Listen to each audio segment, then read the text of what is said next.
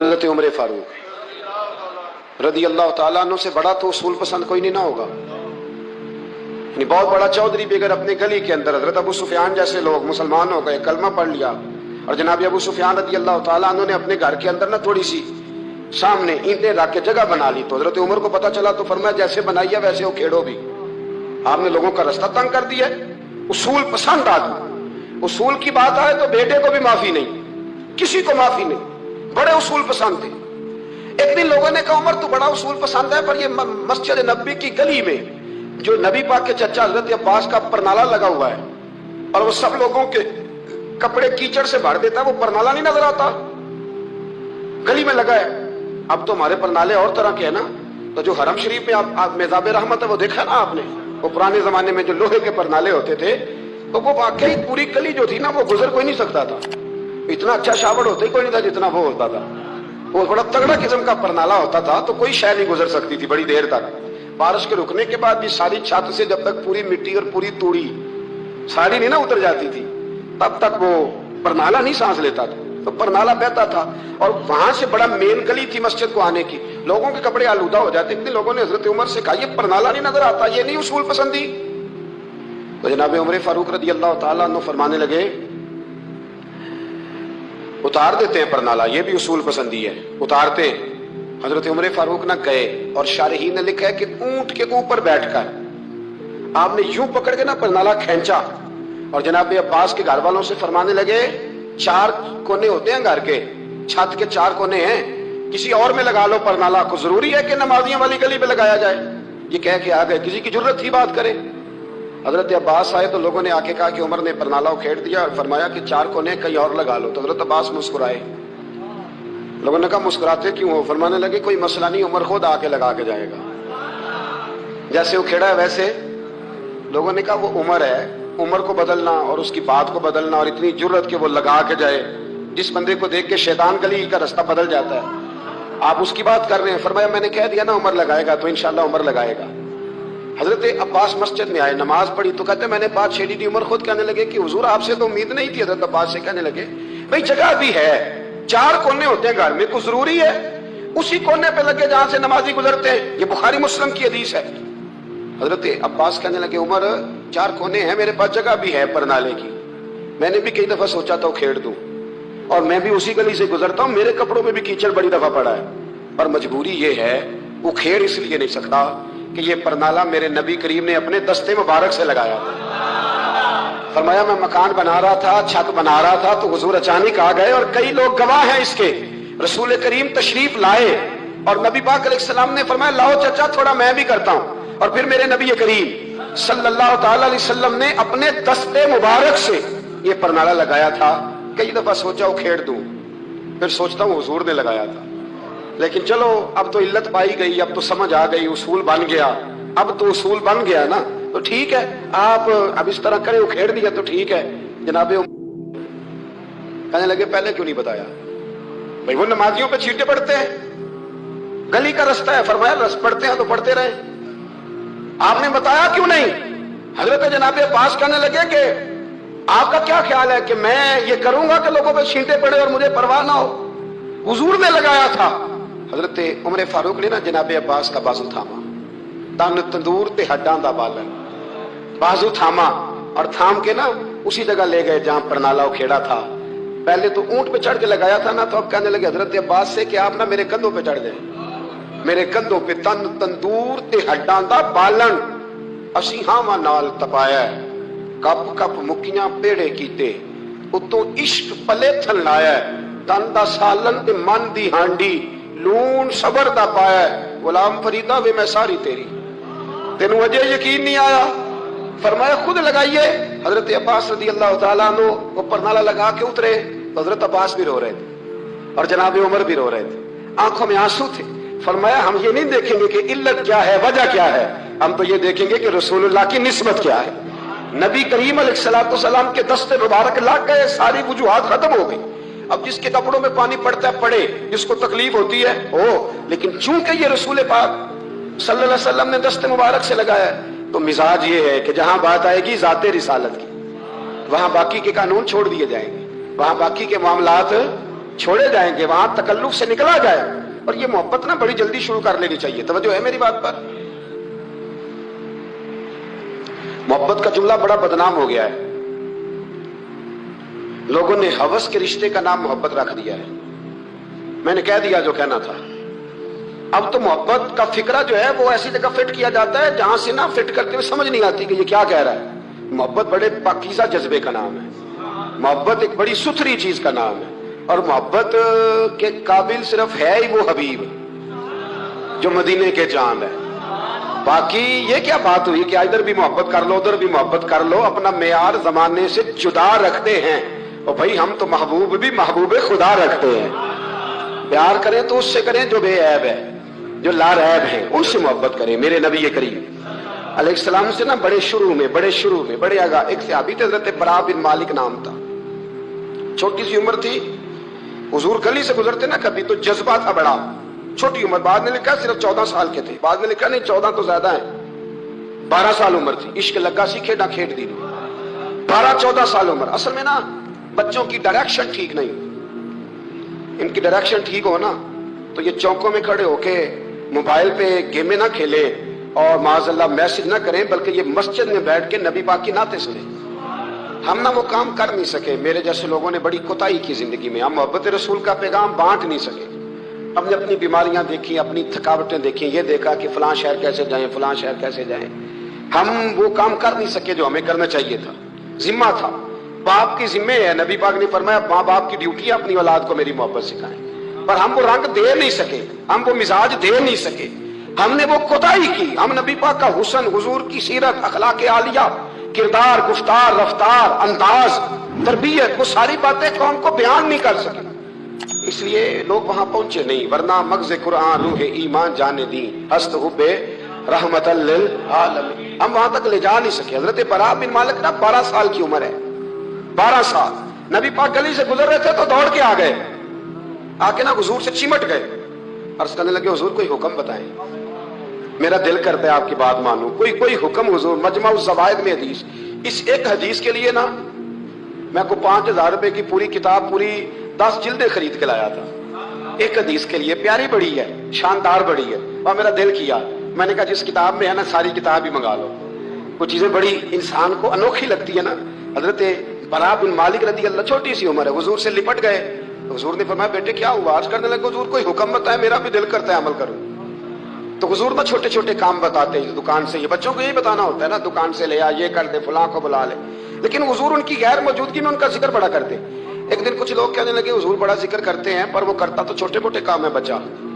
تو نبی پاک نے ایک دن ارادہ کیا کہ ان کو تجربہ نہ کرائیں کہ وہ پیار کتنا کرتا ہے. رسول کریم فرمانے لگے میں جو کہوں گا کرو گے؟ حضور کروں گا. فرمایا جاؤ اپنے باپ کی گردن کاٹ کے لاؤ. کس کی جی؟ بات تو محبت کی ہو رہی ہے. کڑوی سی بات نہ کر لوں, کڑوی سی تو رہنے دیتے ہیں. آپ کا پروگرام نہیں تو چھوڑ دیتے ہیں, آگے بڑھ جائیں. ذرا کڑوی سی ہے, کر لوں جی, بولیے. یعنی باپ کی, ہم محبت رسول میں صرف داڑھی کی بات کرتے ہیں, کسی کی گردن کی نہیں. صرف ہم کہتے ہیں حضور سے محبت ہے تو میں نے کہا تھا نا کڑوی ہے. آپ نے مجھے گھورنا شروع کر دیا اور خاصا تیز گھور رہے ہیں آپ. اور خدا کے بندو یہ رسول اللہ کی سنت ہے. کسی کو نہ اچھی لگے, کسی کو ہی تعریف نہ کرے, پر میرے رسول کو تو اچھی لگتی ہے کہ نہیں. نبی, ایک بندہ مجھے کہتا ہے داڑھی کے نام پہ لوگ تانے بڑے دیتے ہیں, داڑھی رکھی ہے تو یہ کرتا ہے. تو میں نے کہا یہ نبی پاک کے نام کا تانا, اسے خوش ہو کے قبول کر. اس کا بڑا مزہ ہے. اس کو یوں سینہ کھول کے کہہ دے تانا, دے تانا. تو کبھی کبھی نا ایسا ہوتا تھا, میں پڑھتا تھا تو کبھی گزرتے تو کہتے وہ جا رہے ہیں داتا صاحب والے, وہ جا رہے ہیں غوث پاک والے. تو میں نے کہا الحمدللہ, یہ اس طرح ہمیں روز چھیڑا کرو, اس طرح روز چھیڑا کرو, ہمیں خوشی ہوتی ہے. اور یہاں بھی کہنا اور قیامت میں جا کے بھی یہی کہنا کہ یہ داتا صاحب والے ہیں. وہاں بھی کہنا کہ یہ غوث پاک والے ہیں. یہ چھیڑو ہمیں, ہم یہ چھیڑتے ہو تو ہمیں مزہ آتا ہے. یہ کہا کرو, ہمیں روز کہا کرو. اللہ تعالیٰ ہمیں عقیدے پر استقامت نصیب فرمائے. آگے بڑھتا ہوں, بات مکمل کرتا ہوں. حضرت برا بن مالک رضی اللہ تعالیٰ عنہ نا, حضور نے فرمایا جب اپنے ابا کا سر کاٹ کے لا, تو وہ دوڑے. ایک روایت میں ہے کہ مولا علی کے گلے میں تلوار لٹک رہی تھی, یوں کھینچی, اور اس نے جذبات سے دوڑے کہ حضور نے فرمایا اسے پکڑ لو ورنہ یہ گردن کاٹ بھی لائے گا. پکڑ لو اسے ورنہ یہ کاٹ دے گا. اللہ की कुदरत के थोड़ा वक्त गुजरा तो वो बीमार हो गए। दिन में 2 मरतबा मेरे नबी पाक तीमारदारी करने जाते। एक शाम रसूल करीम तशरीफ ले गए तो हुजूर सराहने बैठे, माथे पे हाथ रखा तो करीम महबूब उनके बाप की तरफ कान में कुछ कहा उनके वालिद से, हुजूर रोने लगे। और फिर हुजूर ने दोबारा माथा चूमा, प्यार किया और चले गए। हजरत बरा बिन मालिक छोटी उम्र थी, कुछ ने लिखा तलहा बिन बरा नाम था इनका। तो हजरत तलहा बिन बरा ना अपने अब्बा को करीब बुलाया और चारपाई में बिठाया। कहने लगे, अब्बा जी हुजूर क्या फरमा गए? कहा बेटा तेरे वाली बात नहीं। कहा नहीं बताइए। कहा नबी करीम अलैहिस्सलाम ने फरमाया कि शाम को ना मेरे तलहा का इंतकाल हो जाएगा और जब इसकी रूह परवाज कर जाए तो मुझे खबर करना, मैं आके जनाजा पढ़ाऊं। ठंड बड़ी थी, मदीने में ठंड बड़ी थी। हजरत तलहा ने ना अपने बाप का हाथ पकड़ा और अपने सीने पर रखा। कहने लगे, अब्बा हुजूर तो जो फरमा गए, पर मेरी वसीयत याद रखना। नबी पाक के दीन का कानून यह है कि जब कोई इंतकाल कर जाए तो जल्दी दफन करो। इस तरह करना, रात का वक्त होगा, जब मेरा इंतकाल होगा तो फौरन गुस्ल दे के ना दफन कर देना, नबी पाक को खबर ना करना, न बताना। उम्र देखो और बात देखो। कहा हुजूर को क्यों नहीं बताना, हुजूर खुद फरमा के गए हैं। तो कहने लगे, रात का वक्त होगा तो जिन गलियों से हुजूर ने गुजर के आना है ना, वो यहूदियों के मोहल्ले हैं। ऐसा ना हो कि मेरे जनाजे की वजह से कोई यहूदी मेरे नबी को तकलीफ दे दे, मेरे जनाजे की वजह से, जनाजे की वजह। यहाँ कहते हैं हजरत साहब मुझे बड़ा प्यार है आपसे, पर मेरे घर जरूर पहुंचे, जैसे मरे या जिए वहां शाम को आपको पहुंचना पड़ेगा। मेरे रसूल करीम अलैहिस्सलाम के गुलामों ने देखो अंदाज़े मोहब्बत क्या बयान फरमाया। कहा नबी पाक को तकलीफ ना हो मेरी वजह से, मेरा जनाजा खुद ही पढ़ के मुझे दफन कर देना। उनका इंतकाल हो गया, रात को दफन कर दिया। सुबह हुजूर तशरीफ लाए, वो महबूब जिन्हें अल्लाह ने गैब के खजानों की कुंजियां अता फरमाई। फरमाया बताया क्यों नहीं, मुझे बताते, मैं खुद जनाजा पढ़ता, मैं खुद ना कबर मेरी ते मेरे अपीरा जे कर पावे फेरा, कबर दे अंदरों हड्डियां उठ के मुजरा कर सन तेरा। कहा बताया क्यों नहीं, खबर क्यों नहीं की, मैं जनाजा पढ़ता, मैं खुद पहुंचता। तो बाप रो पड़े, अर्ज करने लगे, हुजूर मेरा तो पुत्र था, मेरे लिए इससे बड़ी सादत क्या होती कि आप जनाजा पढ़ाते। पर उसने वसीयत कर दी कि हुजूर को बताना नहीं, तकलीफ होगी। नबी करीम फरमाने लगे, बताओ मुझे उसकी कब्र कहाँ है। और यारो गौर करना, सारी दुनिया गुंबद खजरा रोज़ा रसूल पे और नबी पाक एक गुलाम की कब्र पे तशरीफ ले गए। खुद नबी करीम गए और आज हुजूर ने दुआ अनोखी फरमाई। फरमाया, ऐ अल्लाह जब मेरा तलहा तुझसे मिले ना तो जरा इससे मुस्कुरा के बात करना, जो तेरी शान के लायक। रसूलुल्लाह की मोहब्बत, नबी पाक की गुलामी, रसूलुल्लाह का प्यार। आला हज़रत कहते हैं जान है इश्क मुस्तफा, रोज फुजू करे खुदा। ओ भाइयों जिसको हो दर्द का मजा, वो नाज़े दवा उठाए क्यों। और आला हज़रत फरमाते हैं जलना तो है, कोई दौलत के लिए जलता है, कोई शोहरत के लिए जलता है, कोई इख्तिदार के लिए जलता है। फरमाने लगे, ए इश्क तेरे सदके जलने से छुटे सस्ते, जो आग बुझा देगी वो आग लगाई है, जो सारी आग बुझा देगी वो। हुजूर के गुलाम थे, हजरत अबू बसीर उनका नाम था। हजरत अबू बसीर रज़ी अल्लाह ताला अन्हु ना हुजूर के गुलाम थे, तो कैद थे, मक्का मुकरमा में कैद थे। उधर मेरे नबी पाक ने मुआहदा कर लिया कुरैश मक्का के साथ हुदैबिया के मकाम पर कि अगर कोई मुसलमान भाग के मक्के से मदीने आएगा तो मदीने वाले पनाह नहीं देंगे। ये भी इश्क का इम्तिहान है कि जिससे आप मोहब्बत करें वो पनाह ही ना दे। मैं तो कह चुका हूं ना कि आप सिर्फ टाइम ना दें तो तल्लक खत्म हो जाता है। पनाह नहीं देनी, नबी पाक सल्लल्लाहु अलैहि वसल्लम ने वादा कर लिया कि पनाह किसको नहीं देनी। बोल के बताइए, काफर तो पनाह लेने आ ही नहीं रहा था, किसने लेने आना था? सारे बोलिए। फरमाया कि मैं पनाह नहीं दूंगा जो वहां से आएगा, हुजूर ने वादा कर लिया। हजरत अबू बसीर भागे आए और सहाबा कहते हैं जब आए ना तो उनके हाथों पैरों में भी जंजीरें बाकी थी। हजरत अबू जंदल के साथ भी ऐसा हुआ, पर वो हुदैबिया में हुआ, लेकिन ये मदीने आए, जंजीरें थी, खून बह रहा था और तड़प के रोए, या रसूलल्लाह मुझे बड़ा मारते थे वो, हुजूर मैं जेल तोड़ के भागा हूं। अभी अल्लाह के रसूल उनकी बात सुन ही रहे थे कि 4 बंदे कुरैश मक्का का खत लेके आ गए, आपका वादा था पनाह नहीं देंगे। कितना मुश्किल मकाम है, एक गुलाम भाग के आ जाए। मैं कहा करता हूं कि सिर्फ आप साथ लेके ना जाए आए तो लोग कहते हैं कि मेरे से तो दिलचस्पी छोड़ गए, हालांकि असल मोहब्बत उसकी होती है कि महबूब तवज्जो भी ना करे पर वो कहे कि मेरी तो ड्यूटी गुलामी करना है ना। ये असल मोहब्बत है, ये ऐन मोहब्बत। मैंने आपको पहले भी कई दफा कहा, मेरे साहब रहमतुल्लाह अलैह ना कुछ बंदों को उठ के मिलते और कुछ आते तो सलाम भी पूरा सा लेते। मैंने एक दिन कहा हुजूर सारे ही मुरीद हैं, पीर भाई हैं, تو کچھ سے آپ بڑا اٹھ کے بغل گیر ہوتے ہیں، پیار کرتے ہیں، کچھ سے صرف ٹھیک ہے گزارا ہو جائے گا. تو حضرت صاحب فرمانے لگے یہ جو میں جس سے بالکل سلام نہیں نہ لیتا اس سے مجھے پیار زیادہ ہے اور اس کا بھی مجھ سے پیار ہے. میں نے کہا جی وہ کس طرح؟ کہنے لگے کچھ بندے ایسے ہوتے ہیں پروٹوکول نہ دو تو ڈر ہوتا ہے بھاگ جائیں گے، اور کچھ کا پتہ ہوتا ہے کہ جوتے بھی مارو تو یہ ہمارا ہے، یہ جا نہیں سکتا کہیں، جوتے بھی مارو تو کہیں جائے گا، یہ اس کو کسی پروٹوکول کی ضرورت. جس نے پروٹوکول مانگا اس نے تو گویا کہا کہ میں آپ عزت کریں گے تو آؤں گا، نہیں کریں گے تو نہیں آؤں گا. تو یہ آدھے ہاتھ سے سلام لیتے ہیں، کبھی بھی نہیں بٹھایا ساتھ، چل ٹھیک ہے بھاگ جا اپنا کام کر، لیکن ہے میرا، کہیں جا سکتا اس نے ادھر ہی رہنا ہے. اس لیے کچھ لوگوں کو پروٹوکول کی کوئی ضرورت نہیں ہوتی. کچھ کہتے ہیں میں گیا ہوں تو ملے ہی نہیں، میں پیار ہی نہیں کیا. تو بھئی یہ ابھی آپ کچے ہیں، آپ کو پکا ہونا چاہیے، ابھی پختگی کی ضرورت ہے. سمجھے جو بات عرض کرنے لگا. حضرت ابو بصیر وہاں کھڑے ہیں، نبی کریم علیہ السلام کے پاس وہ خط لے کے. کتنا مشکل مرحلہ تھا. ایک بندہ بھاگ کے آیا ہے، زنجیریں ہیں، خون ہے، سفر ہے، رو رہا ہے، تڑپ رہا. حضور مجھے نہ بھیجیے گا، یہ مجھے مارتے ہیں.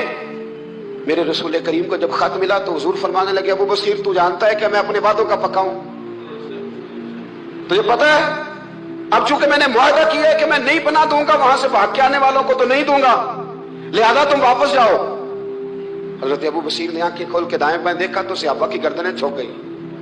نبی کریم علیہ السلام کی آنکھوں میں بھی آنسو چمکے کہ اے اللہ کتنا مشکل مرحلہ آتا ہے میدان محبت میں. فرمایا واپس جانا پڑے گا.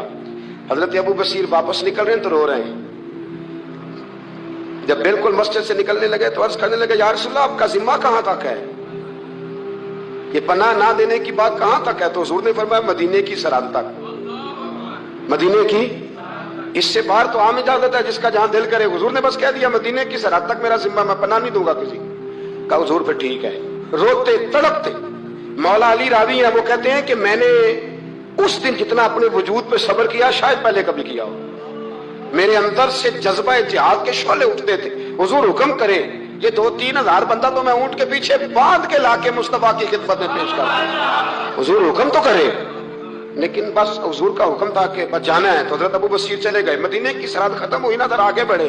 وہ 4 بندے تھے، ان کے پاس تلواریں بھی تھی، نیزے بھی تھے، تیر بھی تھے، خود بھی تھے، سارا کچھ انہوں نے تھا. اور حضرت ابو بصیر نہتے تھے.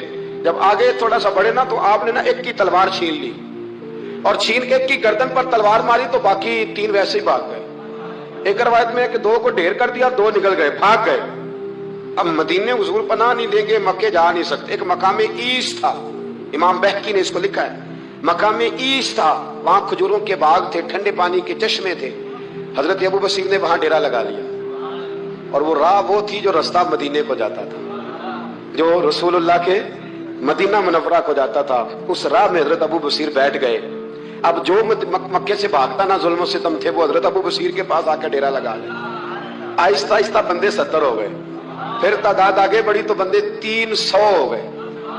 اب یہ مکے والے یہ کرتے تھے کہ مدینے والوں کو قافلہ مکے کے پاس سے گزرتا تو ان کا سامان رکھ لیتے، پریشان کرتے. اب انہوں نے پتا کیا کیا، کو مکے کا قافلہ مدینے کے پاس سے گزرتا تو یہ اس کا سامان رکھ لیتے. اس کو کہتے تنگ کرتے ہو. اب چونکہ حضور کا ذمہ تو مدینے تک. سالوں بیت گئے.